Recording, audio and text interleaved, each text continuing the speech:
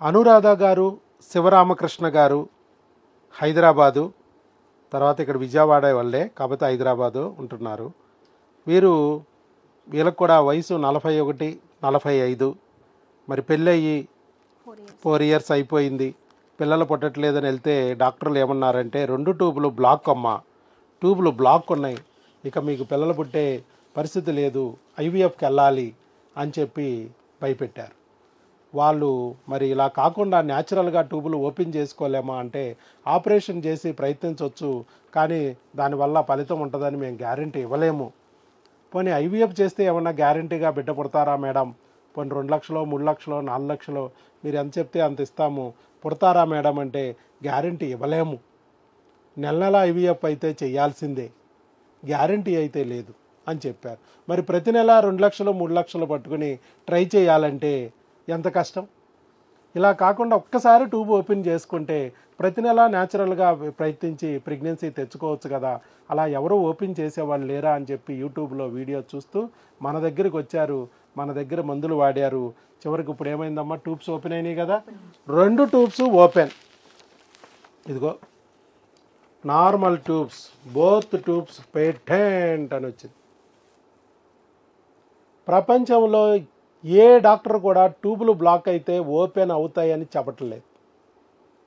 Operation చేసిన no guarantee, ఖచ్చితంగా మీరు ఐవీఎఫ్కి వెళ్ళాలి, ఐవీఎఫ్ చేస్తే నో గ్యారంటీ, ప్రతి నెల ఐవీఎఫ్ చేయించుకోవడం వరకు మాత్రమే గ్యారంటీ, తర్వాత ప్రెగ్నెన్సీ వస్తుందో రాదో మాత్రం గ్యారంటీ లేదంటున్నారు. కానీ మనం ట్యూబుల్నే ఓపెన్ చేస్తున్నాం, 2 ట్యూబులు బ్లాక్ అయినా మందులతో ట్యూబులను ఓపెన్ చేస్తున్నాం, అది కూడా ఆపరేషన్ కాదు, మందులతోనే ట్యూబులు ఓపెన్ చేస్తున్నాం, ప్రెగ్నెన్సీలు కూడా తెప్పిస్తున్నాం. చాలామందికి 4 నెలలకి ప్రెగ్నెన్సీలే వచ్చేస్తాయి కొంతమందికి, కాకపోతే వీళ్ళకి ప్రెగ్నెన్సీ రాలేదు, 2 నెలలు క్రిములకు వాడాం, 2 నెలలు హార్మోన్లకు వాడాం, ఎందుకు రాలేదని మళ్ళా చూద్దాం. ఒకవేళ ట్యూబులు ఓపెన్ అవ్వక రావట్లేదా, లేదా క్రిములు చనిపోయిన కలేబరాలు అడ్డం పడి రావట్లేదా చూద్దామమ్మా అని చెప్పి టెస్ట్ చేయించుకోండి. మీకు దగ్గరలో ఎక్కడుంటే అక్కడికి వెళ్ళి ఆ హెచ్ఎస్జీ టెస్ట్ చేయించుకోండి అని చెప్తే ఆ హెచ్ఎస్జీ టెస్ట్ చేయించుకొచ్చారు.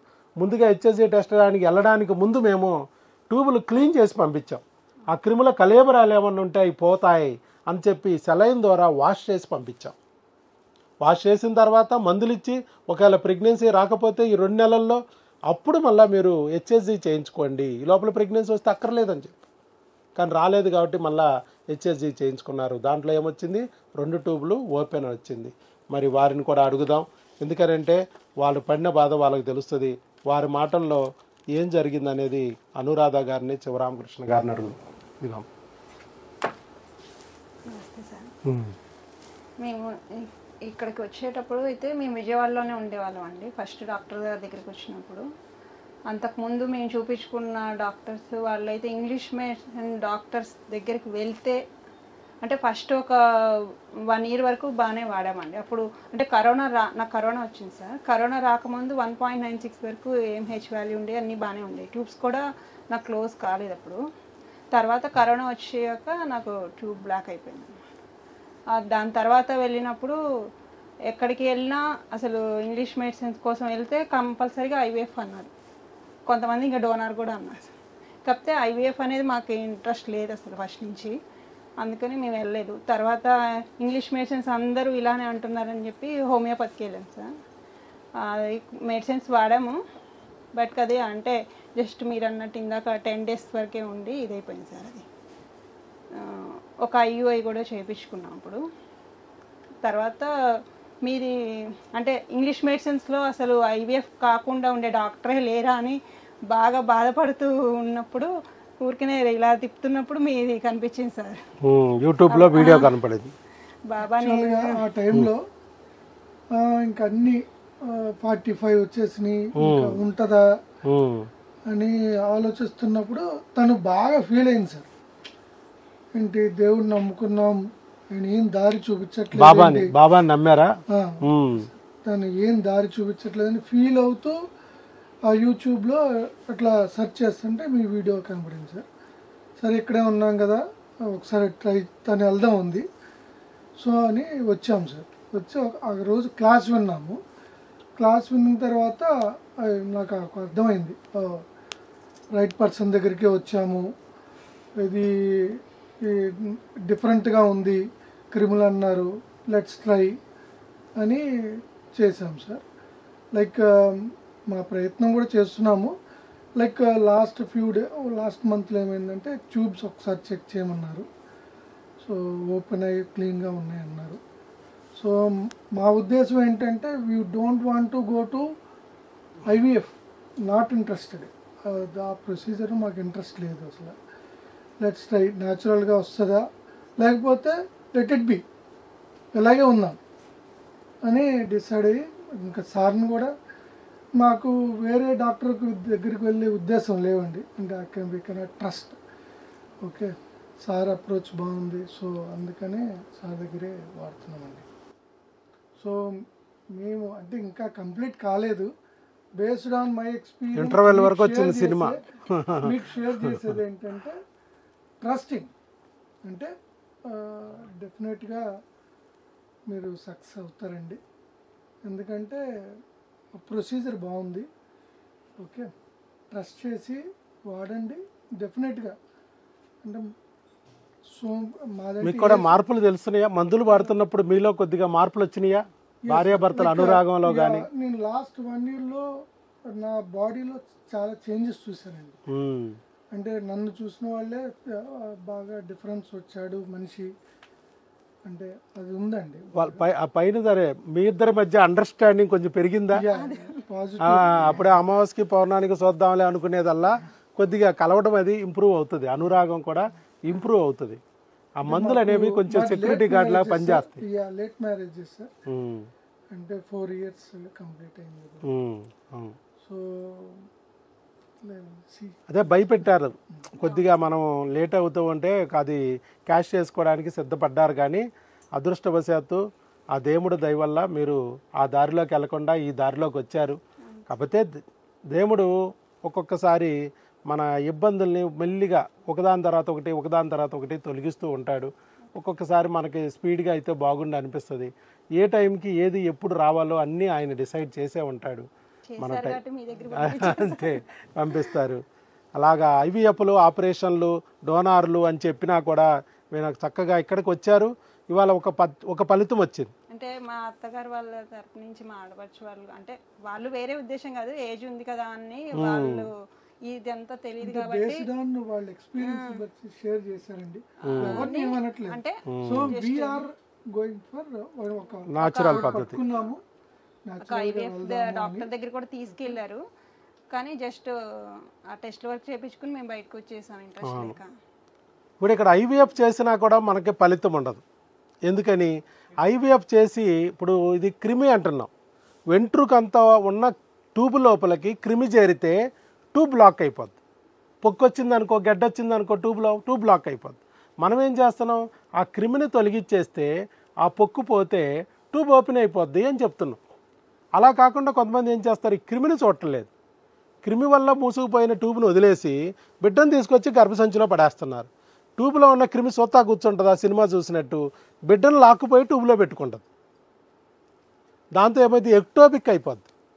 ట్యూబ్ బ్లాక్ అయిపోయి ఉన్నాయి కాబట్టి ఆ క్రిములన్నీ వచ్చి లాక్కుపోతే బిడ్డని, ఒక నాలుకంత ఉంటుంది బిడ్డ, అది లాక్కుపోయి దాంట్లో పడేస్తుంది. ఎక్టోపిక్ చిన్న బెల్లపూలకి అలా పడితే చీమల దండు ఉందంటే అది వచ్చి ఎక్కడ పోద్ది, తీసుకుపోయి మొయ్యలేకపోయినా దాని కుహరం దగ్గర తీసుకెళ్ళడానికి ట్రై చేస్తుంది. అలాగే క్రిములు కూడా అంతే, ఎక్టోపిక్ అయితే ట్యూబ్ అయిపోద్ది.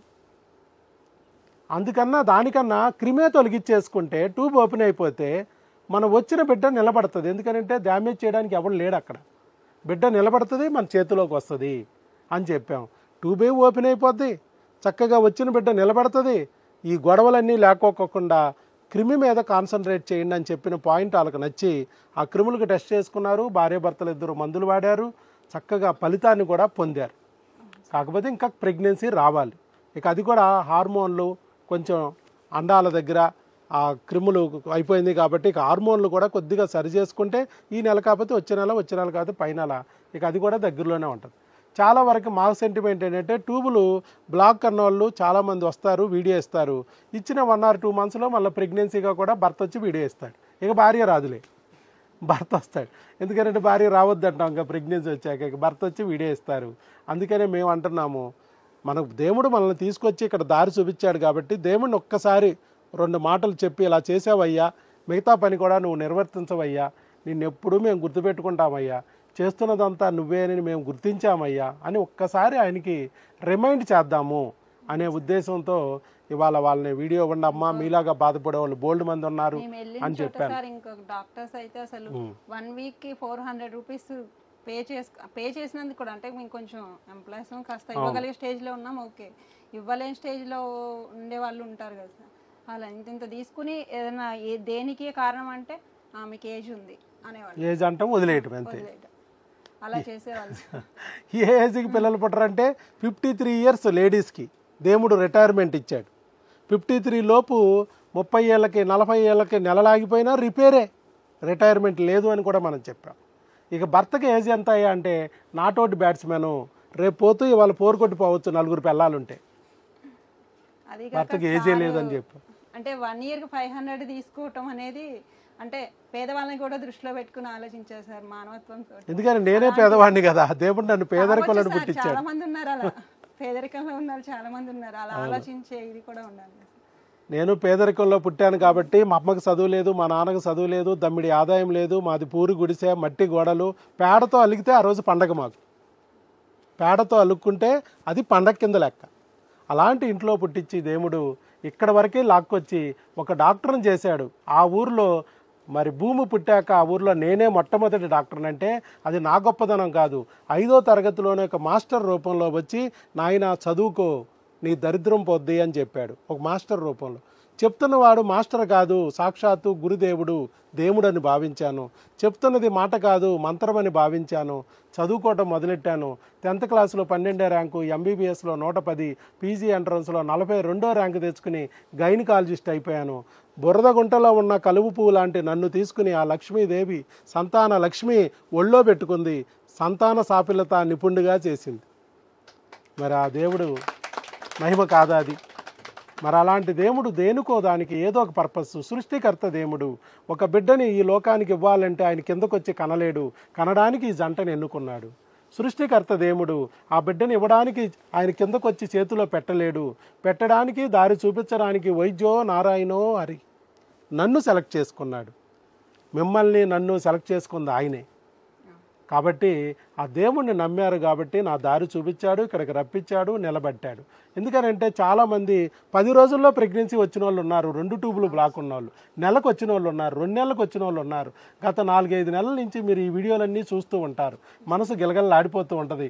అయ్యో వాళ్ళందరికీ డాక్టర్ గారు ప్రెగ్నెన్సీలు ఇస్తున్నారు, మాకు ఇంకా ప్రెగ్నెన్సీ రాలేదు, మాకు ఇంకా ఇవ్వలేదు అనే ఒక భయం వస్తుంది. డాక్టర్ గారు మమ్మల్ని పట్టించుకోవట్లేదేమో, ఈయన మానేస్తే పోద్దా, ఆయన దగ్గరికి వెళ్ళొద్దు పచ్చి అని కొట్టాలనిపిస్తూ ఉంటుంది. కానీ అలా చేయలేదు, నమ్మారు.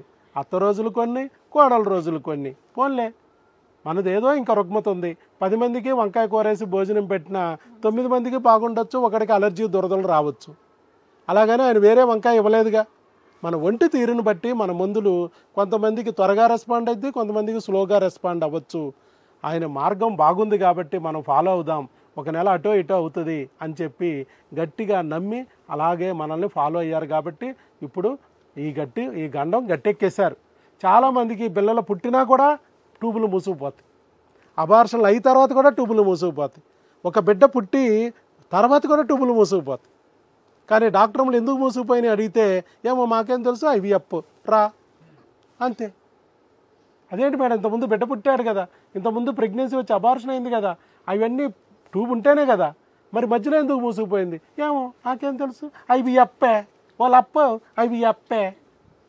నువ్వు త్వరగా పోతే ఆఫర్ ఉంది, లేట్ అయితే లేదు. ఇది అంతేగాని అసలు ఎందుకు మూసుకుపోయిందని ఆవిడకే తెలియట్లేదు. మనం చెప్తున్నాం C10, U10, T5 అనే 25 రకాల క్రిములు ఉన్నాయి. అవి వెంట్రుకంత ట్యూబుల లోపల దూరిని అంటే, పొక్కొచ్చింది గడ్డొచ్చింది అంటే ట్యూబ్ మూసుకుపోద్ది. ఆ క్రిముల్ని భర్తతో పాటు భార్యకు కూడా వాడిచ్చాం, భార్యతో పాటు భర్తకు కూడా వాడిచ్చాం. ఇద్దరు ఒంట్లో నుంచి క్రిములను తోలేసాం. భార్యకు ట్యూబుల్ బ్లాక్ ఉంటే నేనెందుకు వాడాలి, నేను వాడను అన్నా ఆయన. లోపం ఎవరిదైనా సరే నింద ఇద్దరూ మోస్తున్నాం, బిడ్డలు లేరని నింద. ఏమైంది, మన లోపాన్ని తొలగించుకుంటే రేపు ఒక బిడ్డ పుడితే ఇద్దరు నిందరించి బయటపడతాం కదా అని ఇద్దరు తోడుగా నీడగా ఉండి చక్కగా మందులు వాడారు. వాళ్ళు నిజంగానే ఫలితం వచ్చింది. ఇది క్రిముల బురద, ఇద్దరు కడుక్కోవాలని చెప్పాను, చక్కగా విన్నారు. అదే నేను చెప్పింది. అనురాగంగా ఉండాలి, భార్యాభర్తలు ఒక జట్టుగా ఉండాలి, ఇద్దరు 2 అర్ధమొక్కలే, ఈ 2 అర్ధమొక్కలు కలిస్తేనే పుల్లు బిడ్డ, విడివిడిగా మీకు పిల్లలు పుట్టరని చెప్పిన మాట చక్కగా విన్నారు, ఫలితం పొందారు. ఇక కొద్ది రోజుల్లోనే ఆ మిగతా కార్యక్రమం కూడా దేవుడు చేయాలని ఆ బాబా అలాగే మీ మీద ఆశీస్సులు చూపించి చక్కగా మీ పండంటి బిడ్డని 2025లోనే ఇచ్చి మీరు ఏదైతే కోరుకున్నారో ఆ మంచి కోరికని ఆయన నెరవేర్చాలని మనస్ఫూర్తిగా మీకు శుభాకాంక్షలు తెలియజేస్తున్నానమ్మా. All the best, God bless you. ఇక్కడున్న స్టాఫ్ కూడా బాగా సహకరించేవారు సార్. అదిగాక మీరు కూడా స్టాఫ్ని అయితే వీడియోస్ చూస్తుంటాను, మీ పిల్లల్లానే ట్రీట్ చేసి మా ఇంట్లో మనుషులే వాళ్ళు వాళ్ళకి అన్నీ చేస్తూ ఉంటాం. అవును సార్, అది చూసాము, చాలా హ్యాపీగా అనిపించింది. స్టాఫ్కి చాలా వరకు అన్ని రకాల కార్యక్రమాలు పెడుతూ ఉంటాం. అలాగే అన్ని పూజలు ఇక్కడ చేస్తాం. వినాయక చవితి చేస్తాం, గణేశుడికి కూడా పూజ చేస్తాం, గణేశుని ఆవాహన చేస్తాం, తీన్మార్ డ్యాన్స్ చేయిస్తాం, అలాగే దీపావళి చేస్తాం, అలాగే శ్రీరామనవమి చేస్తాం. శ్రీరామనవమి రోజు అయితే శ్రీరాముడిని నా అల్లుడు అయిపోతాడు, సీతాదేవి నా కూతురు అయిపోద్ది, వాళ్ళిద్దరికీ పెళ్లి చేస్తాం ఇక్కడ. అలాగే క్రిస్మస్ రోజు 6 పాస్టర్ గారులు పిలిచి ఆ యేసయ్యను కూడా ఆవాహన చేయిస్తాం, ఇక్కడ పిలిపిస్తాం. ఇలా ప్రతి దేవుణ్ణి, ఆ దేవుడు ఈ దేవుడు అని కాదు, ప్రతి దేవుణ్ణి ఇక్కడికి పిలిపిస్తాం. అల్లాని రప్పిస్తాం, ఇఫ్తార్ విందులు పెట్టిస్తాం. రంజాన్ అప్పుడు మనకి ఏ దేవుడైనా మనం నమ్మిన దేవుడు సహకారం మనకు కావాలి. దేవుడు అయితే ఉన్నాడు, దెయ్యాలు మనకొద్దు, దేవుడు సహకారం కావాలి. అందుకనే ఆ దేవుళ్ళు అన్నీ చేస్తాం. అలాగే మా పిల్లల్ని కూడా ఇక్కడ ఉన్న వాళ్ళందరినీ మా ఇంట్లో మనుషుల్లాగానే మేము చూసుకుంటాం.